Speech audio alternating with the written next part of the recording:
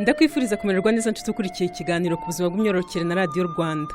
Niba warakurikiye ikiganiro giheruka, uyu munsi urabizi ko tugaruka ku kwezi k'umugore. Mu kiganiro giheruka twari twarebye byinshi ku kwezi k'umugore birambuye, ariko uyu munsi turareba noneho cyane ingero zifatika z'uburyo umukobwa cyangwa umugore yabasha kubara ukwezi kwe tutitaye ku kuba azi impamvu zituma bara gutyo, hanyuma kandi turibanda ku gusubiza ibibazo by'abatwandikiye. Ariko mbere yo kwinjira muri icyo kiganiro nyirizina, reka mbanze nsubize ibibazo nari nagusigiye mu kiganiro giheruka. Ibyo bibazo rero byari ibingibi: ese umwana w'umukobwa ukiri mu nda ya nyina ku mezi nibura 5 aba afite intangangore zingahe? None se avukana zingahe? Atangira ubwangavu se asigaranye zingahe? Nkuko twe twabibonye rero, intangangore umukobwa cyangwa umugore aba afite mu dusabo twe tw'intanga zigenda zigabanyuka kuva avutse, hanyuma akagenda akura, ari nako zigenda zigabanyuka nyine. Byose bitangirana n'igihe akiri mu nda ya nyina. Uyu mwana w'umukobwa agize nibura amezi 5 aba afite intangangore zibarirwa muri miliyoni 7, ariko ajya kuvuka asigaranye zigera muri miliyoni 2 gusa. Uyu mwana w'umukobwa azakura maze yinjire mu bwangavu asigaranye iziri hagati y'ibihumbi 300 n'ibihumbi 500. Muri izo iziri hagati ya 400 na 600 gusa nizo zizabasha kugera ku bukure busabwa, hanyuma zikarekurwa. Muri ya gahunda nakubwiye yuko harekurwa intanga imwe buri kwezi.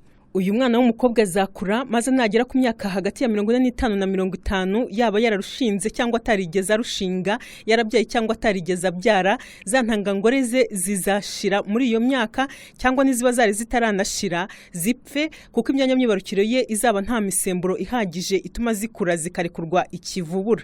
Ubwo azaba atagifite ubushobozi bwo kubyara ukundi. Nibyo mu Kinyarwanda tuvuga ko azaba acuze. Usomye kuri always.canada.ca.fr wabihasanga, hamwe no ku zindi mbuga nyinshi zitandukanye zibanda ku buzima bw'imyororokere hamwe n'ukwezi k'umugore. Ni ikiganiro ku buzima bw'imyororokere na Radio Rwanda uri kumva, njye ukikugezaho ndi Emma Claudine. Naho kubaza cyangwa gutanga igitekerezo no kohereza ubutumwa bugufi kuri 07 82 38 56 91. Abandi namwe twahurira kuri www.facebook.com/kaberamye Emma Claudine rimwe. Twarabibonye mu kiganiro giheruka, ukwezi k'umugore kugira hagati y'iminsi 21 na 35. Umunsi wa mbere w'ukwezi k'umugore ni umunsi wa mbere umugore yaboneyeho imihango. Ukwezi kwe kurangira buri buke akabona imihango y'ukwezi gutaha, bivuga ko nyine umunsi wa mbere w'iyo mihango y'ukundi kwezi uba ubaye umunsi wa mbere w'ukwezi gukurikira. Iminsi umugore amara mu mihango nta kivuze cyane, ntabwo tuyirebaho cyane, kandi kubajya babivanga bakibwira ko iminsi umugore amara mu mihango ari yo minsi igize ukwezi kwe, ibyo ntabwo ari byo. Ntabwo ukwezi k'umugore kungana n'iminsi umugore agira mu mihango, ahubwo ukwezi k'umugore guhera ku munsi wa mbere yaboneye imihango kugenda ukazagera bucya ari bubone imihango, ari wo munsi wa mbere w'ukwezi kuba kuzakurikiraho.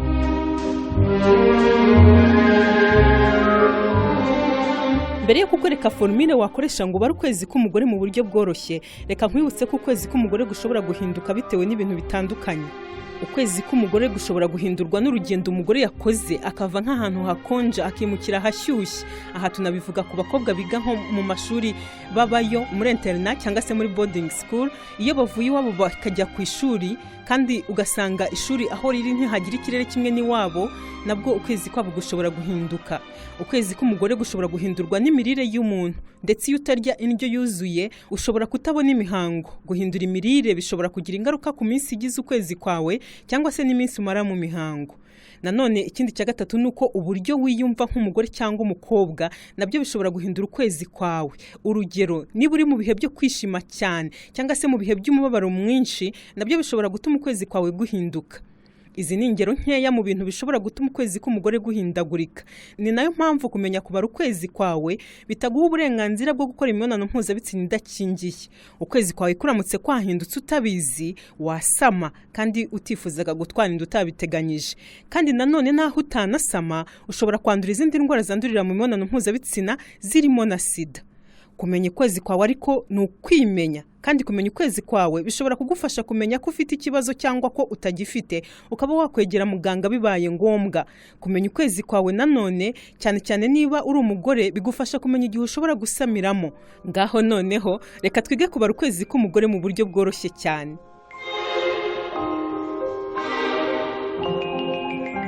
Nibyo koko kubara ukwezi k'umugore biroroshye cyane. Icya mbere ni uko wabaze igihe cy'amezi 6 nibura, maze ukamenya uko ukwezi kwawe kureshya. Ushobora kuba warasanze ukwezi kwawe kugira iminsi ihora ingana, cyangwa se ukaba warasanze ukwezi kwawe kugira iminsi ihindagurika. Icyo ugomba kumenya ni uko hari imibare ibiri izagufasha kubara. Umubare wa mbere ni 20, naho umubare wa kabiri ni 11. Uyu mubare mu 20 tuwufashe duhereye ku kuba ubushakashatsi bwinshi bwerekana ko intangangabo zishobora kumara mu myanya myibarukiro y'umugore iminsi hafi 6 zitarapfa zitegereje. Bivuga ngo hari iminsi 6 mbere y'irekurwa ry'intangangore umugore aba ashobora gusamamo, kuko intangangabo nizigera mu myanya myibarukiro ye zizategereza kugeza igihe intangangore izarekurirwa. Naho umubare 11 wo tuwufata kubera ko intangangore nayo iyirekuwe iba ifite ubushobozi bwo kumara nibura iminsi 2 itarapfa. Muri icyo gihe ukoze imibonano mpuzabitsina, intangangabo zahita zigera mu myanya myibarukiro y'umugore zigasanga intangangore itegereje yararekuwe, maze hagahita habaho isama.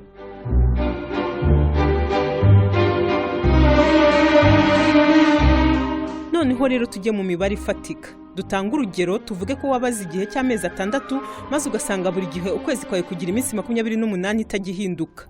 Kugira ngo umenye iminsi yawe y'uburumbuke, urafata iminsi ukwezi kwawe kugira 28, ukuremo umubare munini muri ya yindi 2, ni ukuvuga 20. 28 nukuramo 20 urabona 8. Urongera ufate ya minsi ukwezi kwawe kugira 28, ukuremo noneho umubare muto 11 ubone 17. Ni ukuvuga ngo iyi minsi yawe y'uburumbuke itangira ku munsi wa 8 ikazarangira ku munsi wa 17, wibuka ko umunsi wa mbere ari umunsi waboneyeho imihango, cyangwa se itariki waboneyeho imihango. Tuvuge ko noneho iminsi igize ukwezi kwawe idahindagurika, ariko ikaba ari 30. Uzafata iminsi igize ukwezi kwawe 30, ukuremo umubare munini 20 ubone 10. Wongera ufate iminsi igize ukwezi kwawe 30, ukuremo umubare muto 11 ubone 19.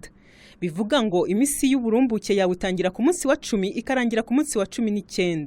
Tuvuge nanone rero ko iminsi yawe ari 25 itagihindagurika. Urafata iminsi 25 igize ukwezi kwawe, ukuremo umubare munini 20 bibe 5, hanyuma wongera ufate ya minsi igize ukwezi kwawe 25, ukuremo umubare muto 11 ubone 14. Bivuga ngo iminsi yawe y'uburumbuke ihera ku munsi wa 5 ikagera ku munsi wa 14. Hanyuma noneho tuvuge ko iminsi yawe ihindagurika. Iminsi mike ukwezi kwawe kugira akaba ari 27, naho iminsi ukwezi kwawe kurekure kugira akaba ari 30. Urafata iminsi mike ukwezi kwawe kutajya kujya munsi 27, ukuremo wa mubare munini 20 ubone 7. No kuvanga iminsi mike niyo ukuramo umubare munini. Hanyuma ufate iminsi myinshi ukwezi kwawe kutajya kurenza 30, ukuremo noneho umubare muto ubone 19. Bivuga ngo iminsi yawe y'uburumbuke ihera ku munsi wa 7 ikagera ku munsi wa 19. Reka dufate urundi rugero. Iminsi mike warabaze usanga iyo ugira ni 21, naho iminsi myinshi ugira ni 27. Nufata ya minsi mike ukwezi kwawe kutajya kujya munsi 21 ugakuramo 10 urabona 1.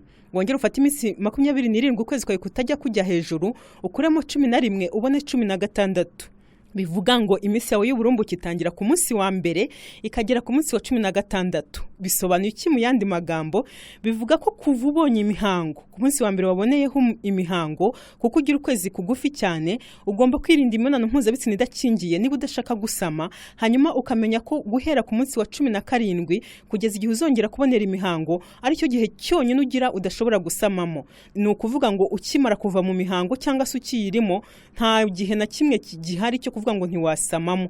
Igihe cyo kudasamamo gihera nyuma y'umunsi wa 17 kikageza igihe uzongera kubonera imihango. Watangira imihango ukamenya ngo igihe cyo kwirinda cyawe kirageze.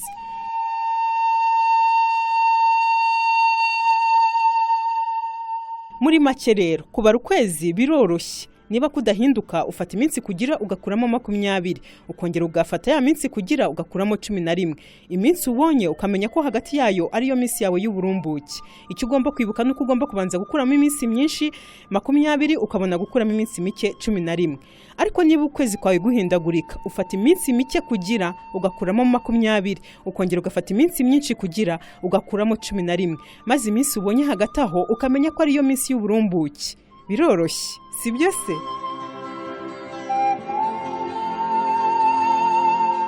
reka noneho twinjire mu kanya ko gusubiza ibibazo, ariko hagati aho nawe ushaka kubaza cyangwa gutanga igitekerezo kuri iki kiganiro wohereza SMS kuri 0782 38 56 91. abandi namwe tugahurira kuri www.facebook.com/kaberamye Emma Claudine rimwe.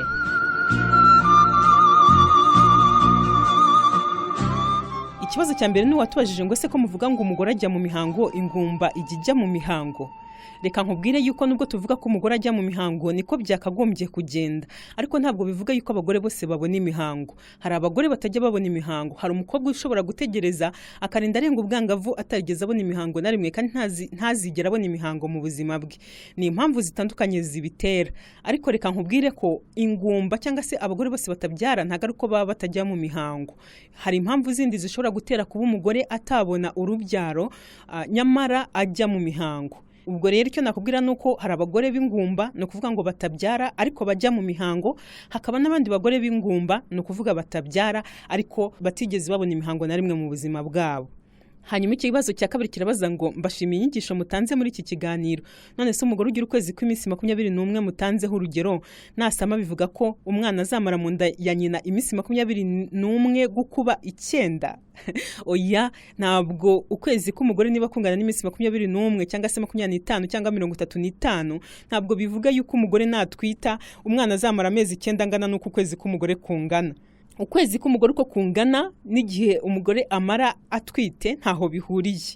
Y'amezi 9 umwana azamara mu nda tuyabara dukurikije amezi asanzwe y'indangaminsi, kandi hari n'iyindi formule ihita bikwereka niba umugore aheruka mu mihango ya nyuma ku itariki y'iyi ukahita umenya ngo ubwahagana hanaha azaba yitegura kubyara. Ntabwo rero umuntu abibara akurikije ngo umugore agira ukwezi kurekure cyangwa kugufi, oya, cyangwa ngo uvuge ngo iminsi umwana azamara mu nda izaba mike niba umuntu agira ukwezi kugufi ngo ibe myinshi ngo niba umuntu agira ukwezi kurekure, oya. Igihe abana bamara mu nda y'amezi 9 arangana ku bagore bose, ntaho bihuriye n'ukwezi k'umugore kuri kwezi kw'imihango, kuko twabonye ko ukwezi k'umugore ko tukuvuga kuko hatabayeho isama. Iyo habayeho isama nta kwezi k'umugore kuba kugihari, ariko iyo hatabayeho isama nibwo kwa kwezi k'umugore kubaho, kuko gutangirana no kubona imihango ikarangira, intanga igakora ikarekurwa, hanyuma ikabura intangangabo bihura kuko nta mibonano mpuzabitsina idakingiye yabayeho, noneho igapfa, hanyuma ibyari byiteguye ko bizakira umwana mu ndamezi 9 bigasenyuka, noneho umuntu akongera agasubira mu mihango. Uko niko kwezi k'umugore ntaho guhuriye no gusama.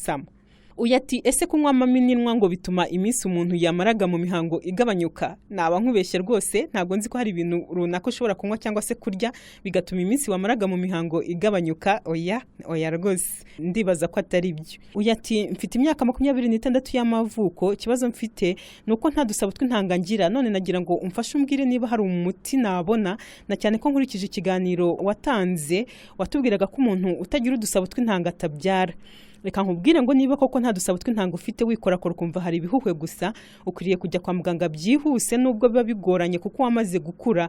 Byaterwa n'igihe umaze ntatwe ufite. Niba waravutse ntatwe ufite umaze gukura cyane, kuko ubundi umubyeyi iyo akora ko yagasanga umwana we ntatwe agira cyangwa se yaradufite yaratuvukanye tukageraho tugasubirayo nkuko twabibonye, igihe cyose aboneye yuko twasubiye yaba agomba kujyana umwana kwa muganga byihuse bakamuha imiti ituma tugaruka. Naho uko tumara igihe tutagaruwe niko tugenda tugapfira mu nda, ugasanga ntago tugifite akamaro, bityo umusore utadufite bikaba byamuviramo kuba ingumba. Ariko ntibikubuze ko wajya kwa muganga akakurebera niba ntacyo yakumarira. Chuti warukurikiye rero ikiganiro ku buzima bw'imyororokere na Radio Rwanda. Reka nkubwire ko mu gusoza ikiganiro cy'uyu munsi nanjye ngiye kuguha ihurizo ngiye kuguha riteye ritya. Umukobwa yabaze iminsi igize ukwezi kwe asanga ihindagurika. Iminsi mike ukwezi kwe kugira yasanze ari 26, naho iminsi myinshi kugira yasanze ari 31. Ngaho rero mubarire, icyambere ugiye gukora, shaka iminsi ye y'uburumbuke, ihera ku munsi wa kangahe ikarangira ku munsi wa kangahe. Hanyuma icya kabiri umbwire niba abonye imihango ku itariki ya 10 Kanama, ubwo iminsi ye y'uburumbuke izatangira ku itariki zingahe irangire ku itariki zingahe. Hanyuma icya gatatu uri bumbwire none se ubwo yiteguye ko ashobora gusubira mu mihango ryari. Ngiryo rero ihurizo, nizere ko uzarikora neza. Wohereza igisubizo cyawe kuri 0782 38 56 cyangwa se ukaryohereza muri message zo kuri www.facebook.com/kaberamye Emma Claudine rimwe. Ndagushimiye cyane rero, naho ubutaha. Bye bye.